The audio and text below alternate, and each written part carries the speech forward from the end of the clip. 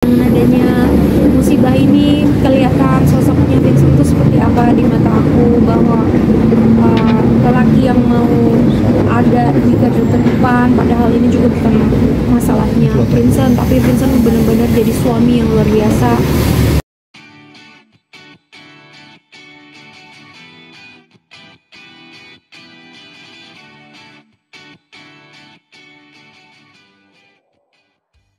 Yang dimana waktu itu aku benar-benar nggak berdaya, nggak tahu harus apa, cuma bisa nangis, tapi Vincent yang menenangkan, yang menyelesaikan, yang membantu gitu.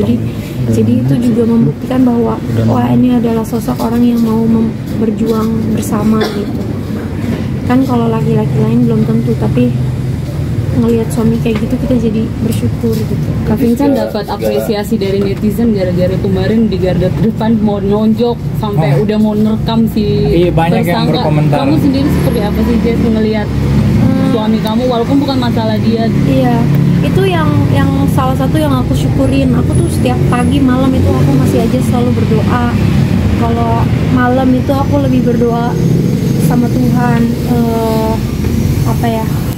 koreksi diri. Kalau pagi itu aku berdoa bersyukur.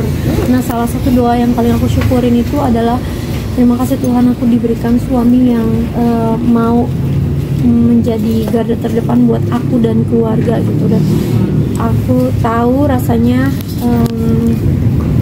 nggak mudah, tapi ini dengan Tuhan kirimkan sosok seperti Vincent itu membantu banget prosesnya, apalagi buat menjalani musibah ini tuh dengan lebih ringan lah gitu.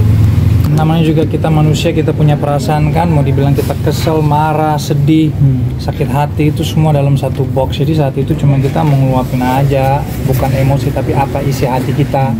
Sebenarnya cuma pengen nanya aja sih, cuma kan karena mungkin posisinya rame, takut nggak kedengeran, jadi agak kenceng ngomongnya. Tapi kalau itu dijadikan alasan terintimidasi, itu nggak apa-apa, itu haknya dia lah, dia boleh merasa kayak gitu ya kan, nggak masalah. Bukan terintimidasi, ada yang bilang juga melanggar hak asasi manusia karena mempermalukan di depan umum. Nah, ada bahasa itu gimana? Ya, apa penderitaan saya yang saya alami, saya lebih parah lagi. Uang saya ludes, terus nasib saya waktu itu berantakan.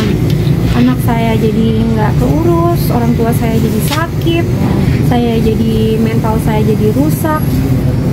Apa rugi, apa yang saya derita tidak sebanding. Tapi setelah 5 tahun menunggu akhirnya tertangkap. 5 tahun? Lebih dari 5 tahun. 1,5 tahun menunggu, maksudnya akhirnya tertangkap. Ada kepuasan sendiri atau masih ingin meminta untuk hak kalian kembali? Nah, kita tetap minta keadilan. Kita dia pasti pengen itu ketangkep, itu terima kasih banyak, itu udah sesuai dengan prosedur.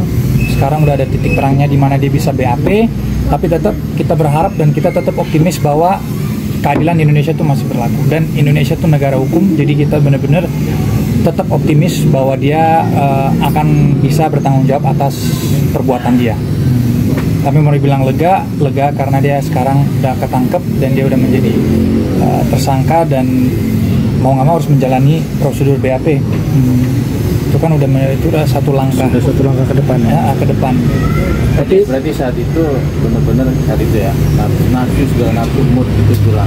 Maka jadi hanya bawaan ini mulai. Awal-awal kalian bisa lihat aja di Google, kurusnya saya tuh kayak apa, tulang tok, benar-benar kayak tulang. Itu karena ya stres. Terus mau dibilang ya kalau kita stres tuh tidur kurang, walaupun tidur tapi tidurnya tuh nggak nyaman, kebangun, ada baby down, setiap 2 jam 3 jam bangun, ditambah itu terus harus tetap bahagia depan El karena El masih kecil, masa dia harus lihat orang tuanya menderita terus ikut menderita, kan nggak mungkin. Jadi kayak gitu-gitu kita bener-bener nguras tenaga banget itu saat itu. Cuman balik lagi, selama kita benar ya kan, pasti ada jalan keluarnya yang terbaik buat kita.